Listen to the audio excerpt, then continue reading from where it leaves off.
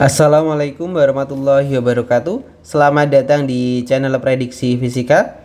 Pada kesempatan kali ini, saya akan melanjutkan pembahasan soal literasi sains Kabupaten Kulon Progo tahap yang pertama.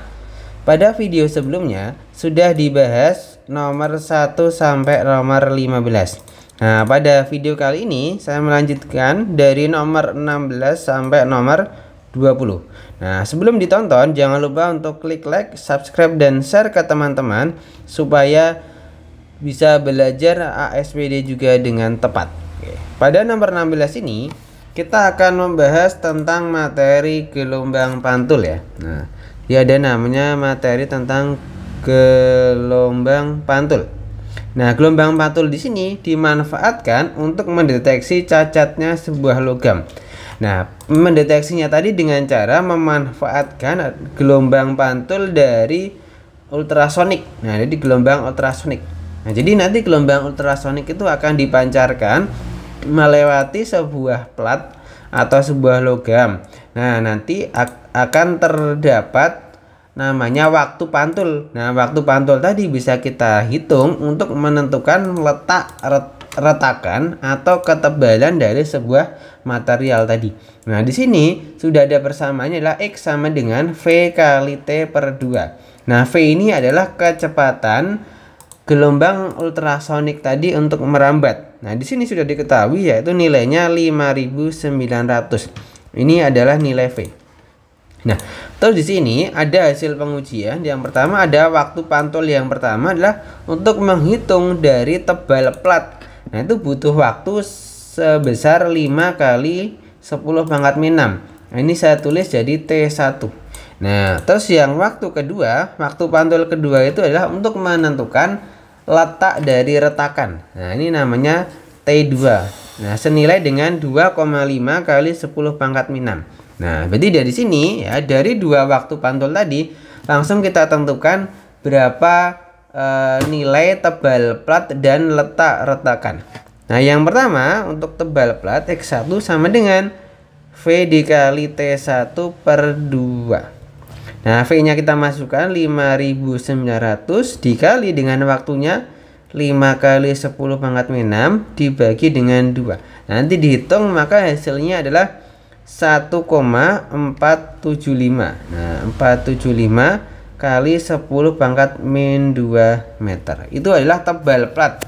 Terus untuk X2 untuk letak retakan ya berarti tinggal V dikali T2 dibagi dengan 2. Nah, V-nya adalah 5.900 dikali T-nya tadi T2 2,5 kali 10 pangkat min 6 terus dibagi dengan 2. Nanti hasilnya adalah 7,375 kali 10 pangkat min 3 meter. Nah, dari dua hasil ini maka sudah didapatkan ya nilainya yaitu 1,475 kali 10 pangkat min 2 untuk tebal plat dan 7,375 kali 10 pangkat min 3 meter untuk letak retakan. Maka jawabannya adalah yang C. Lanjut untuk nomor 17. Nah, nomor 17 ini berkaitan dengan namanya cermin ya. Ini ada namanya cermin. Nah, materi cermin di sini yang diamati adalah tentang cermin cekung. Nah, di sini ada 4 pernyataan ya. Ada 4 pernyataan, nanti disuruh menentukan pernyataan mana yang paling benar. Nah, sebelum kita memasuki pernyataan, nah di sini untuk cermin cekung itu terdapat ruang-ruang. Nah, saya bagi dulu. Nah, ruang antara O dan F inilah ruang pertama. Antara F dan P itu ruang kedua. Terus P ke kiri itu adalah ruang 3. Sama satu lagi di belakang cermin itu adalah ruang 4. Nah, terus ada persamaan bahwasanya ruang benda ditambah dengan ruang bayangan itu sama dengan 5. Jadi ada ruang benda ditambah dengan ruang bayangan itu nanti hasilnya harus 5. Nah, maksudnya gini. Jadi kalau bendanya di ruang 1, otomatis bayangannya di ruang 4. Kalau bendanya di ruang 2, maka bayangannya di ruang 3. Kalau benda di ruang 3, maka bayangan di ruang 2. Karena hasilnya harus 5. Nah, terus sifat bayangannya Kalau terbentuk di depan cermin itu nanti sifatnya adalah nyata terbalik. Nah, ini nyata terbalik. Sedangkan kalau di belakang cermin nanti sifatnya adalah maya tegak. Nah, jadi bedanya seperti itu. Nah, kita cocokkan pernyataan yang pertama, sifat bayangan dari benda yang terletak di antara F dan P. Berarti di sini bendanya ya, ruang bendanya ada di 2.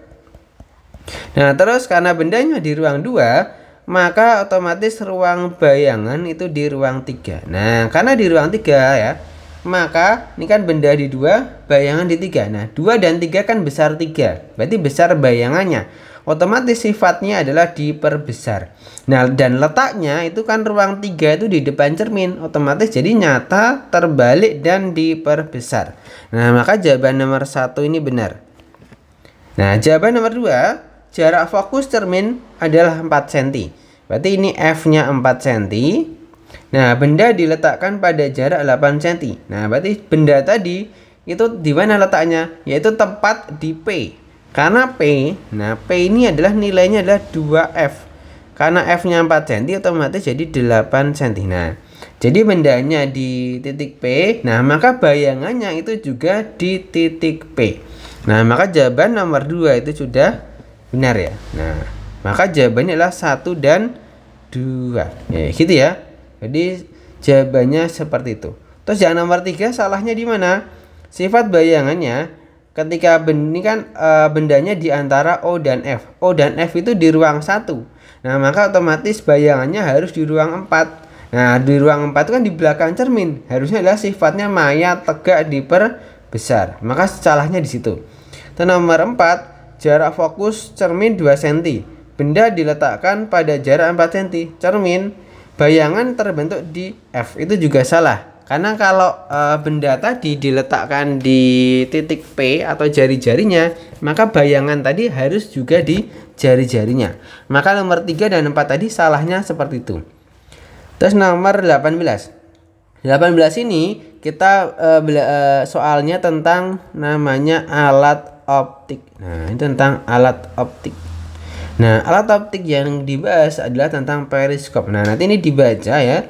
Nah, dibaca kita disuruh menentukan mana pernyataan yang benar ya dari opsi A, B, C, D ini dengan bacaan yang ada di atas. Nah, yang A, periskop digunakan untuk mengamati objek yang jauh tampak lebih dekat. Bayangan diamati bersifat maya dan sama tegak dengan objek yang diamati. Nah, untuk yang awal ini benar ya, yang objek jauh tampak lebih dekat ini benar. Tetapi di sini yang membuat salah adalah sifat bayangannya adalah bukan maya tegak. Nah, di sifat bayangannya itu yang menjadikan salah. Terus yang B, lensa objektif pada periskop membentuk bayangan nyata terbalik dan diperkecil. Ini benar ya. Jadi sudah ada keterangannya di sini. Kalau lensa objektif ini ya, sifat bayangannya adalah nyata terbalik dan diperkecil. Nah, berarti benar ya yang B. Nah, terus dan okulernya adalah maya tegak dan sama besar. Nah, maka dari itu yang jawabannya yang paling benar adalah yang B gitu. Terus yang C salahnya di mana? Dua prisma terpasang berfungsi membantu cahaya yang masuk agar semakin kuat. Padahal fungsi prisma di sini ada apa? Fungsi prisma itu adalah untuk membelokkan cahaya. Jadi tidak sesuai dengan bacaan. Terus yang D, lensa perantara digunakan untuk mengubah sifat bayangan. Sedangkan di bacaan, lensa perantara itu fungsinya adalah untuk memperbaiki dan memperjelas jalur cahaya. Nah, maka kan salah ya. Nah, maka jawaban yang paling tepat adalah yang B. Gitu. Lanjut nomor 19. Nah, nomor 19 ini tentang namanya pengecatan elektrostatistik pada kendaraan. Nah, ini materi tentang listrik ya. Nah, ini tentang listrik statis.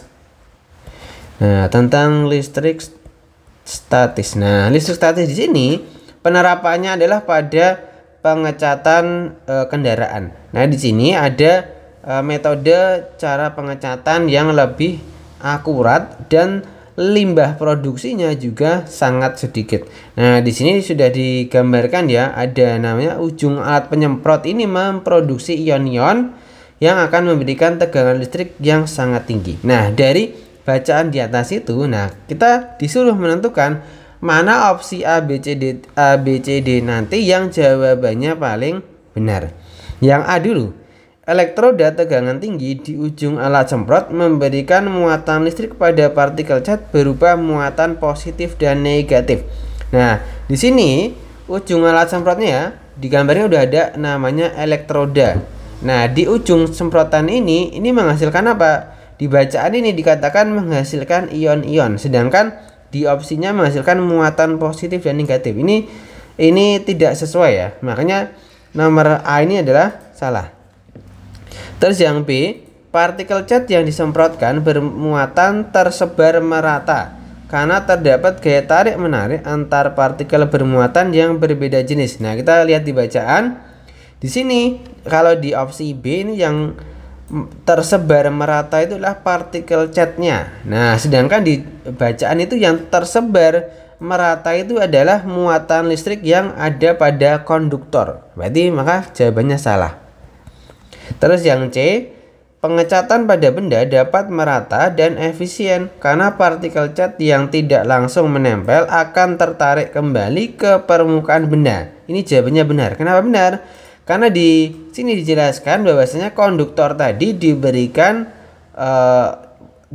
muatan yang berbeda. Nah, jadi makanya kalau cat yang disemprotkan itu misal bermuatan positif, nah maka konduktornya tadi akan bermuatan negatif. Nah, maka negatif dan positif akan tarik menarik sehingga partikel cat tadi itu akan menempel merata dan lebih efisien. Maka jawaban C yang paling benar. Terus yang D salahnya di mana? D ini salahnya adalah di sini dikatakan limbah catnya sama dengan pengecatan metode konvensional. Padahal di atas tadi sudah dikatakan limbahnya itu sangat sedikit. Berarti salahnya di situ. Itu ya. Lanjut. Terakhir nomor 20. Di sini adalah menghitung rangkaian hambatan listrik. Nah, di sini ada hambatan seri dan hambatan paralel. Diingat-ingat ya, di sini sudah diberikan persamaannya. Kalau seri maka tinggal dijumlahkan. Kalau paralel maka tinggal pakai yang seper-seper ini. Gitu ya. Nah, di sini untuk nilainya R1 40, R2 60 dan R3 50 ohm. Nah, di sini kita disuruh menentukan mana pernyataan yang paling benar. Nah, di sini yang pertama A, hambatan pengganti antara AB adalah 150 ohm. Apakah benar? Nah, kita cek di sini ya. Di sini tadi kita tulis ya R1-nya 40. Ini 40 ohm. R2-nya 60 ohm dan R3-nya adalah 50 ohm. Nah, ini 50 ohm. Nah, dari sini ya, maka disuruh menentukan hambatan pengganti antara A ke B. Nah, dari sini kita lihat ya. Kalau A ke B, berarti nanti di sini kita rangkai dulu ya, rangkai paralel dulu yang R1 dan R2. Nah, kita tulis di sini ya, kita buktikan yang opsi A. Nah, nanti yang pertama kita cari dulu ya rangkaian paralel dari R1 dan R2. Nah, di sini ada persamaan seper R sama dengan seper R1 ditambah seper R2. Nah, ini saya ubah persamaannya ya. Jadi biar lebih gampang nanti gini aja. Jadi rumusnya jadi R paralel itu sama dengan R1 dikali dengan R2 dibagi dengan R1 tambah R2. Nah, kita pakai persamaan itu saja. Maka dari sini jadinya apa? R paralel sama dengan R1 berarti 40 dikali dengan R2 60 dibagi dengan 40 ditambah 60. Nah, 40 kali 60 kan dapat 2400 dibagi dengan 100. Maka hasilnya adalah 24 ohm. Nah, ini hasilnya 24 ohm. Ini untuk rangkaian paralel antara R1 dan R2. Nah, maka karena yang ditanyakan A ke B ya, maka nanti jumlahkan dengan yang seri. Nah, jadi R paralel ini akan seri dengan R3. Nah, gitu ya. Jadi antara R3 ya dengan RP ini akan membentuk rangkaian seri. Nah, karena seri ya, maka tinggal dijumlahkan saja. Maka hambatan totalnya tinggal R3-nya 50. Nah, tinggal 50 ditambahkan dengan 24. Nah, 50 tambah 24 itu sama dengan 74 ohm. Nah, di soal itu yang opsi A itu dikatakan hasilnya adalah 150. Nah, maka apa? Yang A salah.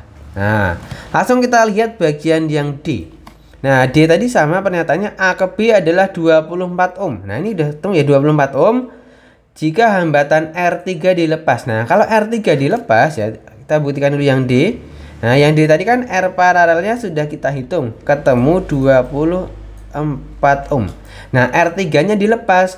Nah, maka hambatan penggantinya antara A ke B itu hanya R1 dan R2. Otomatis hambatan penggantinya itu adalah senilai dengan hambatan paralelnya. Ya, maka jawabannya ya 24 ini. Nah, maka jawaban D ini sudah benar. Nah, gitu ya. Berarti jawabannya adalah yang D. Oke, gitu ya. Jadi itu pembahasan kita sampai nomor 20. Jadi di channel prediksi fisika ini hanya membahas soal-soal yang fisika saja ya. Nah, soalnya itu adalah dari nomor 1 sampai nomor 20. Jadi demikian ya. Nanti kalau teman-teman punya request pembahasan soal dari kabupaten yang lain, silahkan tuliskan saja di komen. Nanti kita bahas satu persatu. Oke ya, gitu dulu. Terima kasih.